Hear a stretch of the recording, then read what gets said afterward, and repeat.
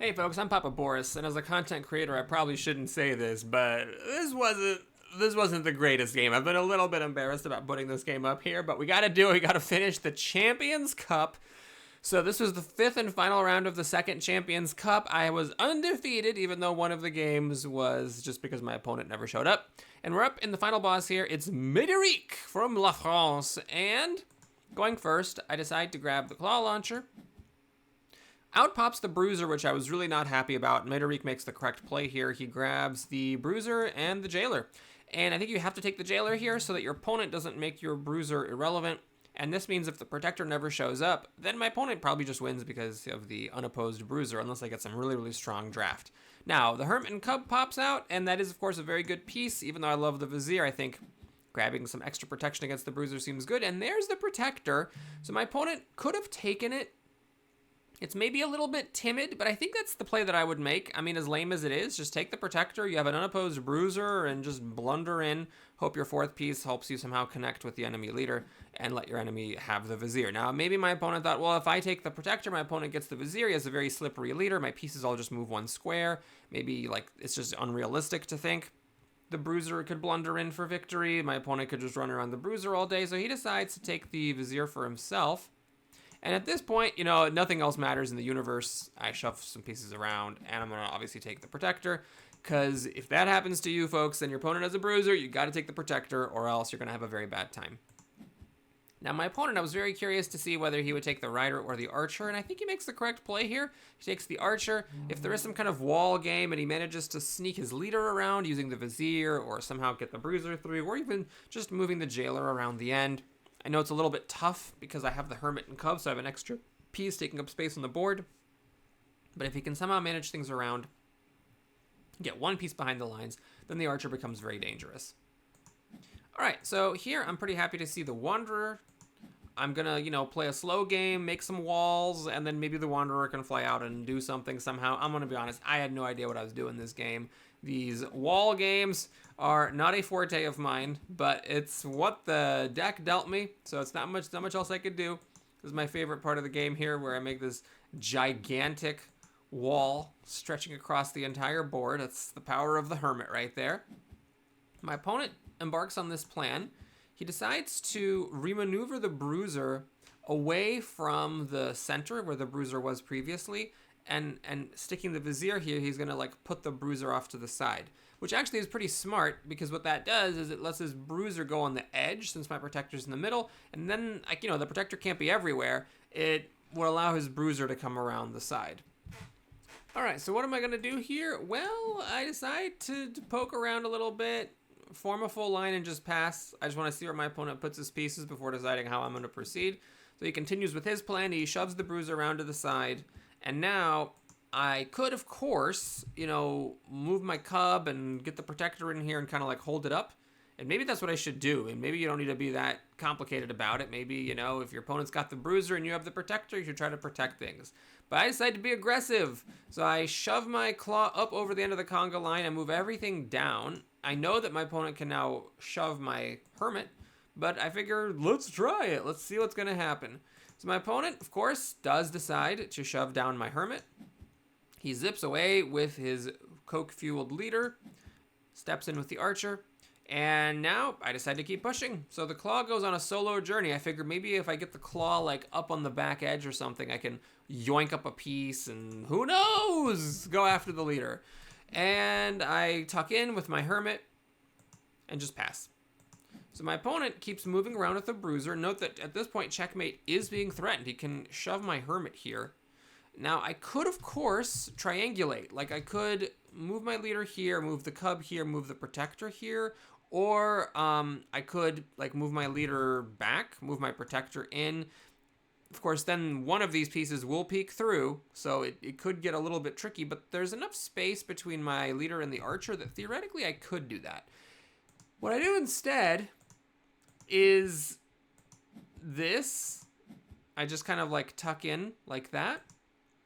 So now the Cub and the Hermit, everything is touching my protector. But the disadvantage of this move is that I'm giving up space. So my opponent starts poking around the other side with his jailer, starts coming down from the bottom end with the bruiser, and it's like, hey, you know, if you don't do anything, I'm just going to walk up to your leader. And there is the archer, ploinking arrows at my king, so if one more piece touches me, it is over. Of course, he's not going to let me pull up his leader with the claw, though I don't even know what that would have done necessarily if I had. And now, what do you do here? Well, I think probably the correct play, or at least a reasonable play, is to simply just move everything in one more time, because, you know, it's kind of difficult for the opponent to get through.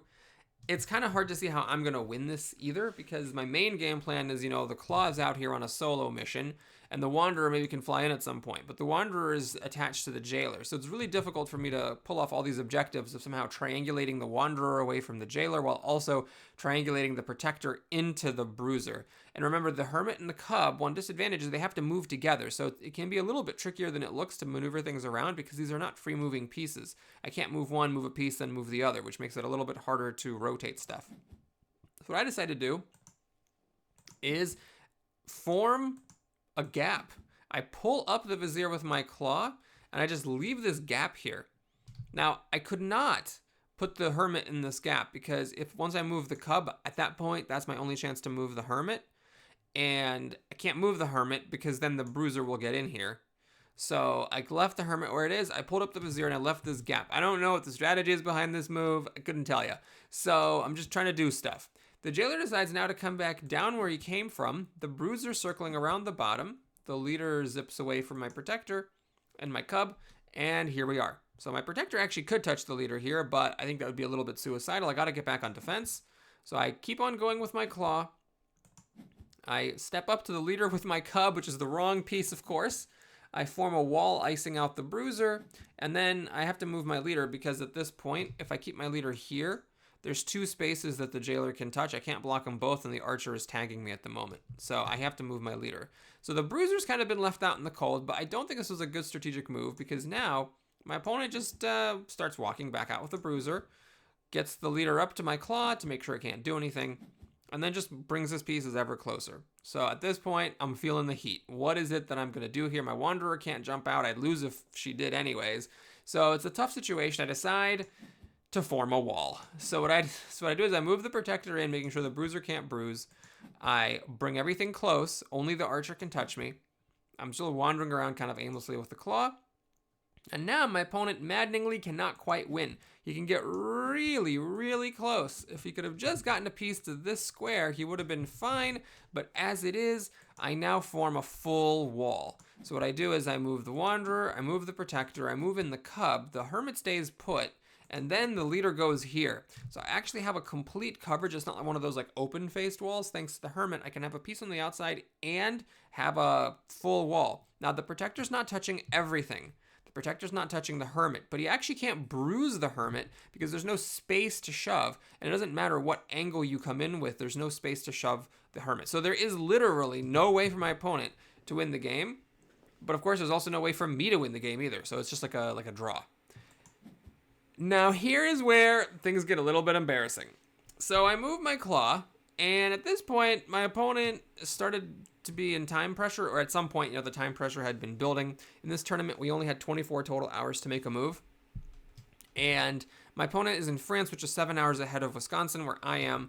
And I'm not 100% sure, but I think that is a little bit of a disadvantage to him, because like he's going to be sleeping when it's like late afternoon, evening, whereas I'm sleeping when it's his like, you know, morning or early afternoon, and he might like be at work. So some of the time I'm sleeping, he might not be able to make moves, or maybe he's just busy and it doesn't play as much. But for whatever reason, he was way more in time pressure than I was. I had played pretty quickly, but he had spent almost all of his time, or maybe even all of his time up to this point.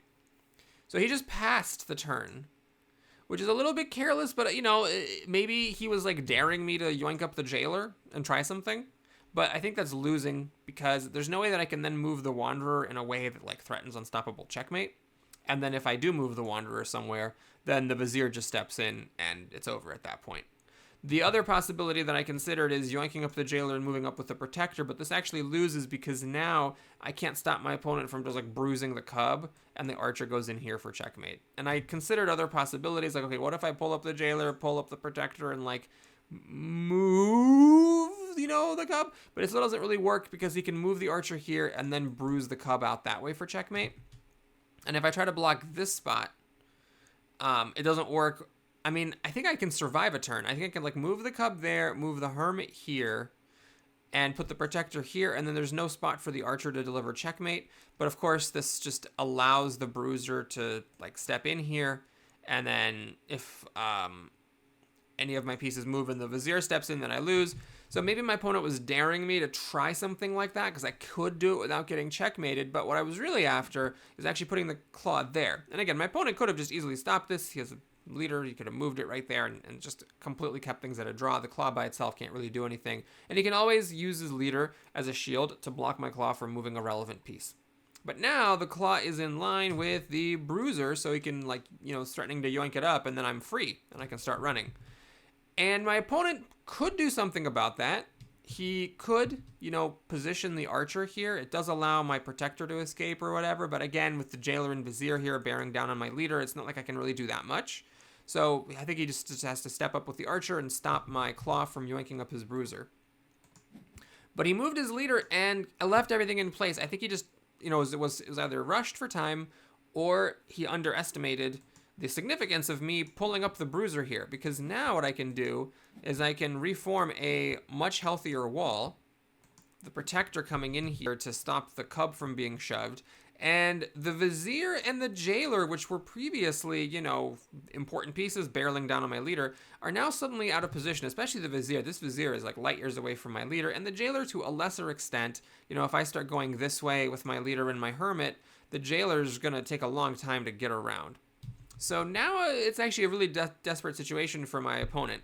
I think he's still fine. He probably just needs to move his leader over here so that as my hermit and leader develop out this way, the leader can tuck back here for safety behind his pieces. So it's not sexy, but I mean, if you think about it from a defensive perspective rather than an offensive perspective, these pieces are forming a wall that I really can't get past, and his leader can be safe back here. Now, maybe he was worried about the wanderer, but again, it's really difficult for me to triangulate the wanderer out of the way of the jailer. So the jailer is actually being very important here. Nothing wrong with just putting the leader here. The wanderer can't fly out. And if I could, that'd be great. Like if I could fly to here, say with the wanderer, or here, that'd be great, because with my protector, cub, and hermit, I'm really safe from just these pieces. But the jailer is a really great piece, and stopping the wanderer from doing that. But my opponent missed it here. He just kind of kept moving his stuff around and put the leader closer to danger. Like here, the leader was really unsafe because the hermit is just coming and the claw is already there. So this is a really unsafe space for the hermit, or for the leader, way less safe than it would have been over here where the hermit is still light years away. My opponent also moves up the jailer to jail my claw, but the claw wasn't really doing anything that important at this point. And this actually releases the jailer from the wanderer, or perhaps releases the wanderer from the jailer. So now I can just go for it. I fly over, I step way up close to the leader, I put in my protector so that I don't get checkmated, because obviously if this wasn't for the protector, the bruiser could step in and the archer would go in for checkmate. But the protector is keeping me in the game, just like the jailer was keeping my opponent in the game. And now I think my opponent is just toast. So he steps in with his pieces. He goes ahead and gives my claw a shove. With the bruisers overloaded here, he kind of has to be here to block the hermit and here to block the wanderer. And he's got to shove my claw, and he can't be in three places at once.